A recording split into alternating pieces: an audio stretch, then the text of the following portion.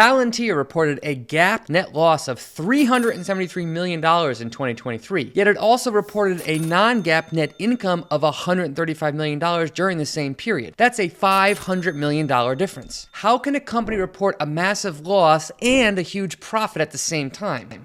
And what do GAAP and non-GAAP even mean? In this video, I'll explain what these terms mean using an example, why some companies report both of them, and which one investors should pay attention to. Hi, my name is Brian Feraldi. I'm a financial educator who's been investing in individual businesses for more than 20 years. So what is GAAP? GAAP is simply an acronym that stands for Generally Accepted Accounting Principles. GAAP is a set of accounting rules and procedures that all U.S. publicly traded companies must use and follow when creating their financial reports. Now, GAAP was created in response to the stock market crash of 1929. It was believed that shady financial reporting contributed to the crisis and the pursuing Great Depression. In response, the U.S. government created the SEC, or Securities and Exchange Commission, to help put a stop to fraud in securities markets. Now, the SEC wanted to create standard accounting practices that all publicly traded companies had to follow. Rather than make those rules up themselves, they outsourced the creation of those standards to the private sector, ceding control to what is now known as the FASB, or Financial Accounting Standards Boards. This gave birth to GAAP accounting, which remains the standard today. Now, following GAAP accounting requires adherence to 4 basic principles and 5 basic constraints. Following these rules and procedures helps to ensure that all U.S. companies produce financial reports that are transparent,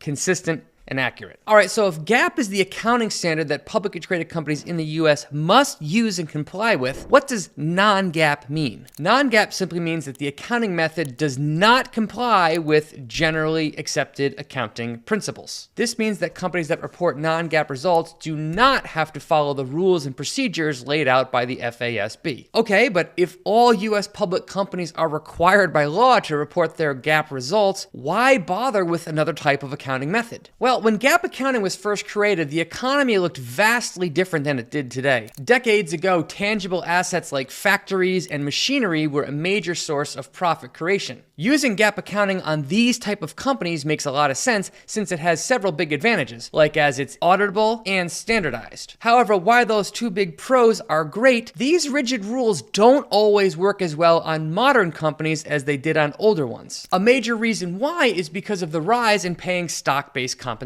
Under GAAP accounting, stock-based compensation must be expensed. GAAP accounting also states that non-recurring charges like restructuring expense or goodwill write-downs must be included. And more recently, paper gains and losses on investments must also be included in the company's results. As a result, GAAP accounting doesn't always give investors a true picture of how a company is performing. And in many cases, a company's true profitability can be understated by following GAAP's rigid rules. Now, that's especially true for many modern companies that derive a lot of their value from intangible assets like their brand name, patents, copyrights, and trade secrets, or from companies that pay high levels of stock-based compensation. That's why many companies also choose to report their non-GAAP earnings as well, which frees them from the black and white rules of GAAP accounting. Now, on the downside, non-GAAP earnings are not always audited and they're not always standardized. However, non-GAAP accounting gives companies the flexibility to exclude stock-based compensation from their earnings. They're also free to include non-recurring charges and gains and losses from investments. As a result, they can strip out some of the noise and provide a truer picture of a company's earnings power. And when this happens, this almost always makes a company's profits look better, which is why management teams promote them when discussing their earnings. Now, proponents argue that non-GAAP accounting helps to remove some of the distortions that can mask a company's true profitability, and that can provide investors with a better idea of how much profits the company is generating from its core operations. Now that we understand the differences between GAAP and non-GAAP accounting, let's take a look at a real company's financial results to see what a big difference this can make. This is Snowflake's income statement for the 3-month period ending July 31st, 2024. Snowflake is a rapidly growing cloud-based data platform that provides data storage, processing, and analytics capabilities. Now, according to GAAP accounting, Snowflake lost $317 million during this 3-month period, which sounds awful. However, that $317 million GAAP net loss includes many expenses. For example, example, the company paid out $373 million in stock-based compensation during this period. It also amortized nearly $24 million